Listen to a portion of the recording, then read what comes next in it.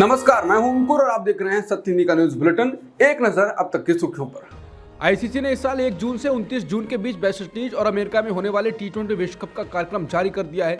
इसके अनुसार भारत और पाकिस्तान की टीमें लीग मुकाबलों के दौरान 9 जून को न्यूयॉर्क में आमने सामने होंगी। हालांकि इस टूर्नामेंट में भारत का सफर 5 जून को न्यूयॉर्क से ही शुरू हो जाएगा। भारत के सभी लीग मैच अमेरिका में खेले जाएंगे। सोमालिया कोस्ट के पास हाईजैक हुए एमवी लीला नॉरफॉक जहाज में सवार 15 भारतीय क्रू मेंबर को बचा लिया गया है। इसके अलावा भारतीय नौसेना ने जहाज में मौजूद अन्य 6 क्रू मेंबर को भी रेस्क्यू किया है। नौसेना ने सोशल मीडिया साइट एक्स पर इसकी जानकारी दी है। रक्षा अधिकारी के हवाले से न्यूज एजेंसी एएनआई ने बताया कि भारतीय नौसेना के प्रमुख एडमिरल आर हरि कुमार ने अरब सागर में भारतीय युद्धपोतों को समुद्री लुटेरों के खिलाफ सख्त से सख्त कार्रवाई करने के निर्देश दिए हैं। भारतीय अर्थव्यवस्था चालू वित्त वर्ष में अच्छी गति से आगे बढ़ेगी। भारत सरकार के अनुमान के मुताबिक देश की अर्थव्यवस्था वर्तमान वित्त वर्ष में 7.3% की दर से आगे बढ़ेगी। वित्त वर्ष 2023 में अर्थव्यवस्था 7.2% थी। ईवीएम को लेकर जारी विवाद अभी थमने का नाम नहीं ले रहा है। पहले विपक्षी दल इस पर सवाल उठा रहे थे, लेकिन अब वकील और सामाजिक कार्यकर्ता भी सवाल उठाने लगे हैं, एक्टिव हो गए हैं। सुप्रीम कोर्ट के वकील महमूद प्राचा समेत आज बाकी लोगों ने चुनाव आयोग तक ईवीएम को लेकर मार्च निकालने की कोशिश की। हालांकि पुलिस ने उनको रोक लिया। इस पर महमूद प्राचा ने कहा कि अमित शाह हमें गोली मरवा दें, यूएपी लगवा दें, लेकिन ईवीएम से चुनाव नहीं होने देंगे। वहीं बाकी लोगों ने कहा कि जिस तरह से अमित शाह हमको रुकवा रहे हैं, गिरफ्तार कर रहे हैं, उससे साफ है कि ईवीएम में गड़बड़ी है। हम आएंगे और ईवीएम लेकर जाएंगे। हम ईवीएम से चुनाव नहीं होने देंगे। चीन के कई राजनयिकों ने पिछले महीने नागपुर स्थित राष्ट्रीय स्वयंसेवक संघ यानी आरएसएस के मुख्यालय का दौरा किया था। अखबार टाइम्स ऑफ इंडिया ने इसकी जानकारी दी। दिसंबर के पहले हफ्ते में ये राजनयिक आरएसएस मुख्यालय पहुंचे थे। हालांकि वो संघ प्रमुख मोहन भागवत से नहीं मिल पाए थे, क्योंकि वो बाहर कहीं प्रवास पर थे। खबर सामने आने के बाद कांग्रेस ने राजनयिकों के दौरे पर सवाल उठाए हैं। कांग्रेस नेता पवन खेड़ा ने सोशल मीडिया साइट एक्स पर लिखा, चीन के राजनयिक राष्ट्रीय स्वयंसेवक संघ के मुख्यालय क्यों गए, वहां क्या चर्चा हुई, क्या समझौते हुए। कांग्रेस प्रवक्ता अरुणेश यादव ने कहा, ये चीन वाले आरएसएस के मुख्यालय में क्या कर रहे हैं, आखिर ये कौन सा रिश्ता है। ये वही चीन है जिसने हमारे 20 जवानों की निर्ममता से हत्या की थी। भाजपा जवाब दे। वहीं कांग्रेस नेता सुप्रेशनेत ने कहा कि वो वहां क्यों गए, वो कोई राजनीतिक दल नहीं है, सरकार का हिस्सा नहीं है। और उसके बाद चीन के मुखपत्र ने मोदी की तारीफ भी जमकर की है। उन्होंने कहा कि अभी जनवरी में भारत के विदेश मंत्री ने कहा कि चीन और भारत के रिश्ते सामान्य नहीं हैं। अगर सामान्य नहीं हैं तो वो वहां क्यों गए। महाराष्ट्र में बीजेपी विधायक सुनील कांबले ने एक पुलिसकर्मी को थप्पड़ मार दिया। पुणे के एक अस्पताल में एक कार्यक्रम के दौरान उन्होंने ऐसा किया। घटना के वक्त डिप्टी सीएम अजित पवार कार्यक्रम में मंच पर मौजूद थे। कार्यक्रम के बाद सुनील कांबले मंच छोड़ रहे थे। इसी दौरान उन्होंने अपना संतुलन खो दिया और वहां खड़े एक पुलिसकर्मी को थप्पड़ मार दिया। हालांकि वीडियो वायरल होने के बाद बीजेपी विधायक ने अपनी सफाई पेश की।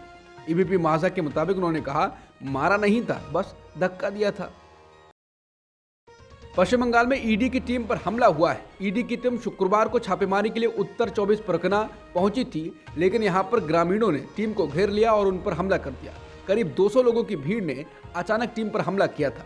इसके बाद भाजपा ने बंगाल की ममता सरकार पर निशाना साधा है।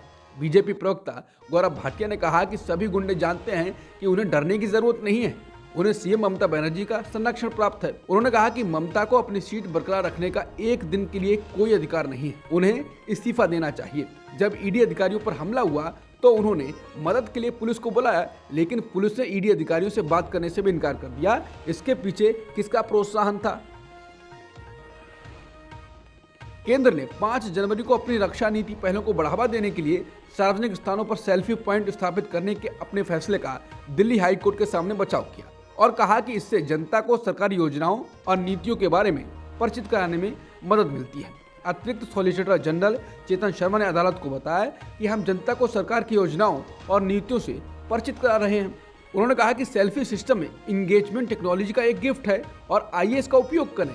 वहीं याचिकाकर्ताओं की तरफ से पेश हुए वकील प्रणव सचदेवा ने कहा, ये एक राजनीतिक अभियान है और मंच पर राजनीतिक भाषण दिए जा रहे हैं। प्रत्येक सेल्फी पॉइंट पर प्रधानमंत्री की तस्वीर का एक विशाल प्ले कार्ड है। हाईकोर्ट ने मामले को 30 जनवरी के लिए सुनवाई के लिए सूचीबद्ध कर दिया है। बता दें, सेल्फी पॉइंट पर हो रहे खर्चे के बाद ये चर्चा में आ गया है। ज्ञानवापी परिसर के एसआई सर्वे की सीलबंद रिपोर्ट को सार्वजनिक करने का फैसला शुक्रवार को भी टल गया। वाराणसी की जिला अदालत अब इस मामले का फैसला शनिवार को करेगी। जिला जज ने कहा कि आदेश टाइप न होने के कारण फैसला शनिवार तक के लिए टाला जा रहा है। इससे पहले बुधवार को एसआई ने अदालत से अनुरोध किया था कि ज्ञानवापी पर उसकी ओर से सीलबंद लिफाफे में दाखिल की गई रिपोर्ट को 4 हफ्ते तक सार्वजनिक न किया जाए। एसआई ने हाईकोर्ट के आदेश का हवाला देते हुए ये मांग की थी। राम जन्मभूमि और बाबरी मस्जिद के बीच के विवाद में मस्जिद पक्ष के एक मुद्दई रहे इकबाल अंसारी को भी 22 जनवरी को होने वाले भगवान राम के प्राण प्रतिष्ठा समारोह में शामिल होने का न्योता दिया गया है। राम मंदिर के उद्घाटन समारोह में शामिल होने का ये न्योता अयोध्या के कोटिया पंजीटोला स्थित अंसारी के घर पर भेजा गया है। इकबाल अंसारी की बेटी शमा परवीन ने समाचार एजेंसी पीटीआई के अनुसार ये जानकारी दी है। इकबाल अंसारी को अगस्त 2020 में हुए राम मंदिर के शिलान्यास कार्यक्रम में भी निमंत्रित किया गया था। इकबाल अंसारी के पिता हाशिम अंसारी राम जन्मभूमि और बाबरी मस्जिद विवाद के एक मुद्दई थे। उनके निधन के बाद उनके बेटे इकबाल अंसारी मुद्दई बन गए थे।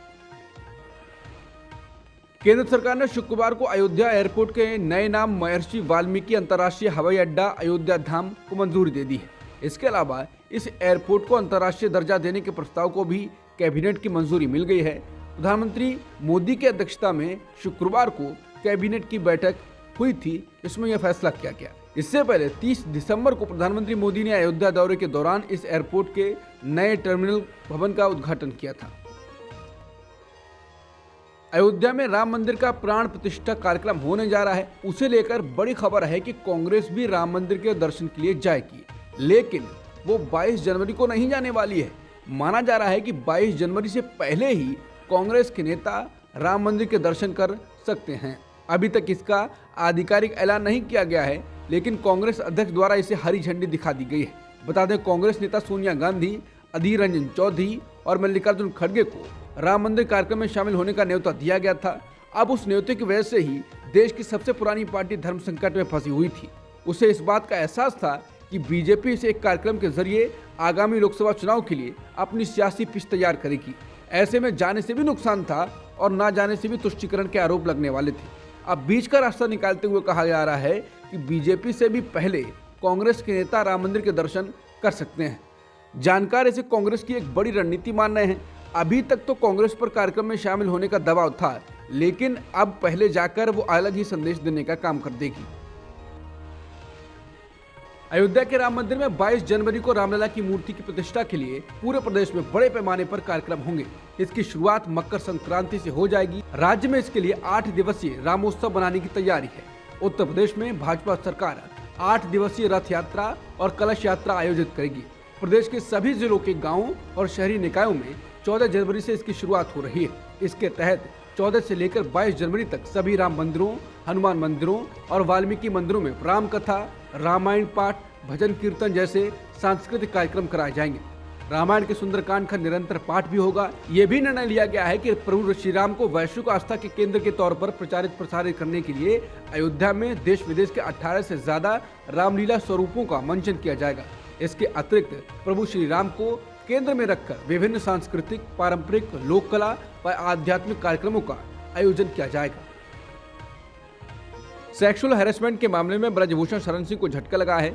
दिल्ली पुलिस ने राउज एवेन्यू कोर्ट से कहा है कि ब्रजभूषण शरण सिंह ने कथित तौर पर पहलवानों को धमकी दी और उन्हें चुप रहने को कहा। दिल्ली पुलिस ने पहलवानों द्वारा भाजपा सांसद के खिलाफ दर्ज कथित यौन उत्पीड़न मामले की सुनवाई के दौरान राउज एवेन्यू कोर्ट को यह बताया। दिल्ली पुलिस की ओर से यह दलील गुरुवार को दी गई। उसने पूर्व WFI प्रमुख के खिलाफ आरोप तय करने के बारे में नए सिरे से बहस शुरू की है। इंडिया टुडे की रिपोर्ट के अनुसार ब्रजभूषण पर उत्पीड़न का आरोप लगाने वाली पहलवानों के बयान पढ़ते हुए दिल्ली पुलिस के वकील ने कहा, आगे कुश्ती खेलनी है तो चुप रहना। मैं किसी का करियर बना सकता हूं, बिगाड़ भी सकता हूं। अगर मैं किसी का करियर बना सकता हूं तो उसे बर्बाद भी कर सकता हूं।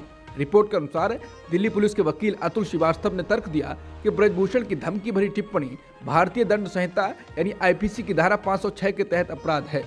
एक अन्य शिकायतकर्ता के बयान का हवाला देते हुए श्रीवास्तव ने कहा कि ब्रजभूषण ने उनसे पूछा, मैं धोती कुर्ता में कैसा लग रहा था। वकील ने कोर्ट में कहा, क्या ये एक लड़की से पूछा जाने वाला सवाल है। दिल्ली पुलिस के वकील ने ब्रजभूषण द्वारा एक पहलवान को गले लगाने और फिर उसे पिता जैसे कृत्य बताने की घटना का भी जिक्र किया। पुलिस के वकील ने कहा। उन्होंने कहा कि उन्होंने पिता तुल्य होने के नाते ऐसा किया। दोषी मन हमेशा सचेत रहता है। उन्होंने ये स्पष्टीकरण क्यों दिया?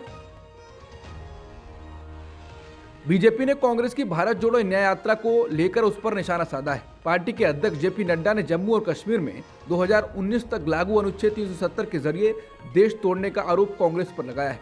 जेपी नड्डा ने कहा कि भारत तेरे टुकड़े होंगे का नारा लगाने वालों के साथ खड़े होने वाले अब भारत जोड़ो यात्रा चलाने निकले हैं।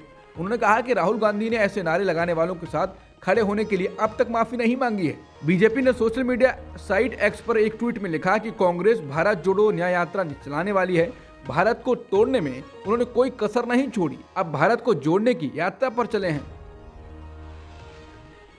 इंडिया गठबंधन के घटक दलों के बीच बिहार में लोकसभा सीटों को लेकर समझौता होता दिख रहा है।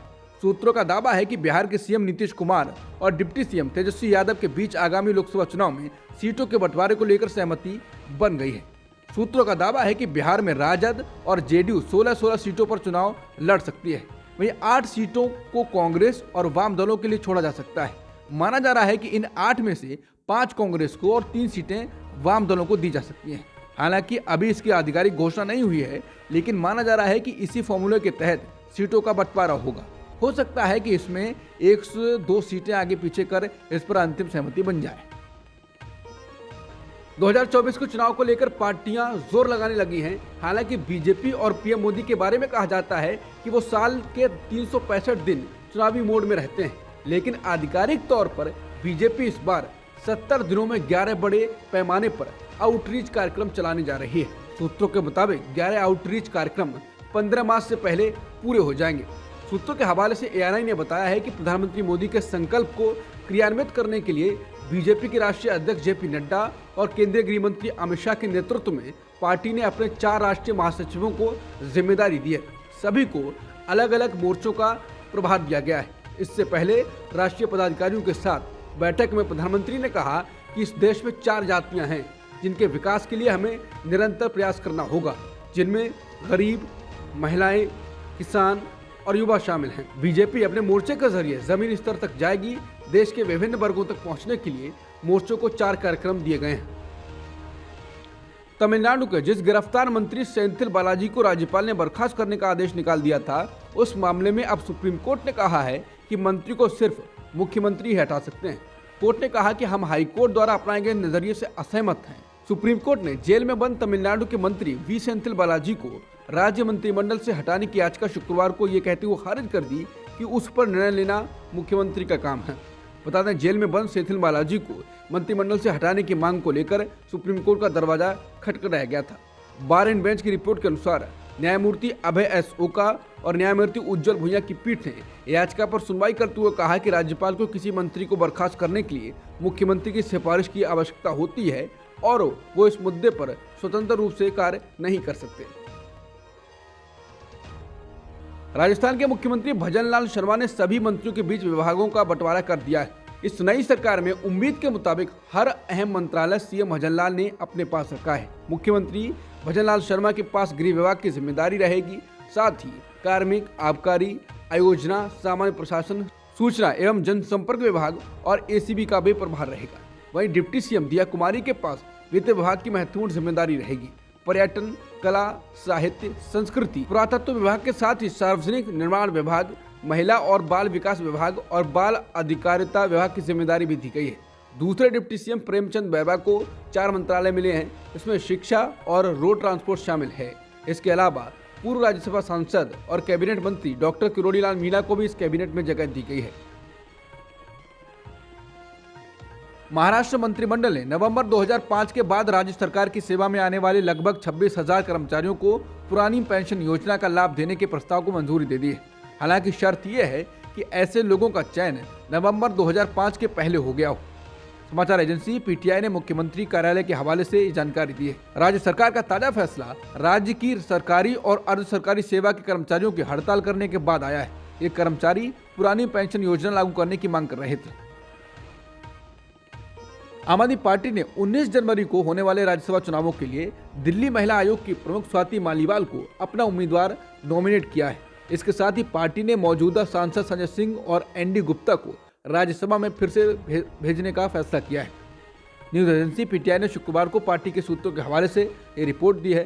पार्टी की राजनीतिक मामलों की समिति के बैठक में ये फैसला लिया गया। दिल्ली की एक अदालत ने जेल में बंद आम आदमी पार्टी के सांसद संजय सिंह को राज्यसभा के लिए फिर से नामांकन करने के लिए दस्तावेजों पर हस्ताक्षर करने की अनुमति दे दी है। आम आदमी पार्टी के सांसद संजय सिंह का वर्तमान कार्यकाल 27 जनवरी 2024 को समाप्त हो रहा है। सांसद संजय सिंह के वर्तमान कार्यकाल की समाप्ति से पहले पार्टी द्वारा राज्यसभा सांसद के लिए उन्हें एक बार फिर से नामित किया गया है। इंडियन एक्सप्रेस की रिपोर्ट के मुताबिक सुप्रीम कोर्ट के रिटायर्ड जज संजय किशन कौल ने मोदी सरकार को लेकर अपनी राय व्यक्त की है। जब उनसे सवाल पूछा गया कि वर्तमान सरकार को लेकर क्या सोचते हैं, इस सवाल के जवाब में रिटायर्ड जज ने कहा, मौजूदा नेतृत्व को पब्लिक सपोर्ट है। ये समझना चाहिए कि हमने डेमोक्रेसी को चुना है। डेमोक्रेसी में भी उसके एक मेथड को चुना है, फर्स्ट पास्ट द पोल। जिसने भी राज किया है उसने 50% के कम ही वोट पर राज किया है। तो जो भी पार्टी पावर में आएगी वो यही सोचेगी कि हम जनता द्वारा चुन के आए हैं, हम जो करना चाहते हैं करने दीजिए। न्यायपालिका का काम ही चेक एंड बैलेंस का है, इसलिए जो भी सरकार में रहेगा उसे लगेगा कि उन्हें फ्री हैंड नहीं दिया जा रहा है, क्योंकि कई बातों में न्यायपालिका का हस्तक्षेप होता है, लेकिन न्यायपालिका की भूमिका तो संविधान में तय है। हम एक अपना काम करते हैं, वो अपना काम करते हैं, विपक्षी अपना काम करते हैं। संजय किशन कौल ने अपनी रिटायरमेंट स्पीच में असहिष्णुता का मामला उठाया। उन्होंने कहा कि असहिष्णुता तो घर घर में फैला हुआ है। पहले लोग एक दूसरे की बात सुन लेते थे, लेकिन अब लोग एक दूसरे के राजनीतिक विचार सुनने को तैयार नहीं है। इसलिए मैं तो अब हल्के फुल्के अंदाज में ये कहने लगा हूँ कि डिनर टेबल पर राजनीतिक बहस नहीं होनी चाहिए। कोई किसी का समर्थक होगा, कोई किसी का विरोधी होगा और फालतू का झगड़ा हो जाएगा। ऐसा सीन मेरे यहाँ भी हो सकता है, इसलिए मैं कहता हूँ कि राजनीतिक बहस नहीं होगी। जस्टिस संजय किशन कौल ने इंडियन एक्सप्रेस के साथ बातचीत में कमजोर विपक्ष के नुकसान को रेखांकित किया। उन्होंने कहा कि जब विपक्ष कमजोर हो जाता है तो एक तरह की समस्या होती है, जैसे आजकल है। जब गठबंधन की सरकारें थी तो बैलेंसिंग ज्यादा होती थी, अलग अलग विचारों को ज्यादा सुना जाता था। जब एक सरकार ज्यादा मैंडेट के साथ आती है तो वो समझती है कि उसे जनता द्वारा ये अधिकार दिया गया है कि वो जो चाहे करे। वहीं विपक्षी दल कहते हैं कि उनकी बात को भी सुना जाना चाहिए। हिंडनबर्ग रिसर्च मामले में दोबारा जांच के सवाल पर सुप्रीम कोर्ट के फैसले के बाद गौतम अडानी ने एक बार फिर मुकेश अंबानी को पछाड़ दिया है और भारत और एशिया के सबसे अमीर आदमी बन गए। गौतम अडानी के ग्रुप का मार्केट कैपिटलाइजेशन बढ़कर 15.11 लाख करोड़ रुपए पहुंच गया है। इससे पहले ये 14.47 लाख करोड़ रुपए था। बुधवार को सुप्रीम कोर्ट के फैसले के बाद अडानी ग्रुप की कंपनी के शेयर बुधवार को 11% तक बढ़ गए थे। अमेरिकी शहर कैलिफोर्निया के हेवर्ड में एक हिंदू मंदिर से छेड़छाड़ की गई है। मंदिर के बोर्ड पर खालिस्तान समर्थक नारा लिखा गया। भारत के प्रधानमंत्री मोदी के खिलाफ आपत्तिजनक भाषा का इस्तेमाल किया गया। शेरावाली मंदिर की यह घटना कैलिफोर्निया के नेवाक में स्वामीनारायण मंदिर से छेड़छाड़ किए जाने के कुछ सप्ताह बाद हुई है। हिंदू अमेरिकन फाउंडेशन यानी HAF ने एक्स पर अपनी पोस्ट में कहा वो घटना के संबंध में पुलिस के संपर्क में है। HAF ने खालिस्तान समर्थकों से बढ़ते खतरे के साथ साथ हिंदू विरोधी लोगों से सर्वव्यापी खतरे के मद्देनजर हिंदू मंदिरों से सुरक्षा कैमरे और अलार्म सिस्टम लगाने को भी कहा है। HAF ने एक्स पर एक पोस्ट में छेड़छाड़ की एक तस्वीर साझा की है। अब तक की सुर्खियों में इतना ही। बाकी खबरों के लिए बने रहिए सत्यहिंदी.com के साथ।